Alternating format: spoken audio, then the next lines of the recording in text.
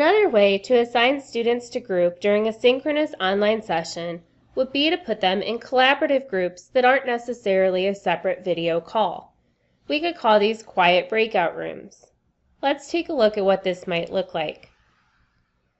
We may have a spreadsheet with different groups. The groups could be pre-assigned, or you could allow students to come in and place themselves in their own groups. Then below each group you'll see 3 activities. You could have as many activities as you want. The first activity here is a collaborative Google Doc. This is a document that students would go in and fill out together. Each member of the group would have editing access so that they can fill in the chart together. We could then come back together in our Google Meet. When you're running these types of quiet groups, you'll want students to stay in the main Google Meet. This way, if you have announcements or students have questions, everyone can still hear each other.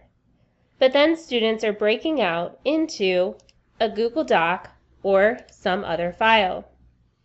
So activity 1, they would complete the chart together, and then we could come back as a group. As a teacher, you could follow along and look at their documents as they're filling them out and make some comments to the group overall. After you've completed activity 1 and discussed it, you could then tell students to move on to activity 2. In this case, it's a Google Jamboard. So collaboratively, group members would post sticky notes onto their Jamboard to discuss the prompt that they're given right on their Jam. Students can use the commenting features within Jamboard and Google Docs to communicate with each other rather than speaking through the Google Meet. As the teacher, you can look at their Jamboards as they're creating, and you can comment to the whole class. When you're ready, ask students to leave the Jam and come back together so you can discuss all of the Jams that they've put together. Finally, you would ask students to go to activity 3, which is another Google Doc. Students would go on to their Google Doc, fill out the chart together, and again, as a teacher, you can watch as they're writing. Students can leave comments on what other students in their group have written, and then as a class, you can come back together and discuss what you came up with as a group.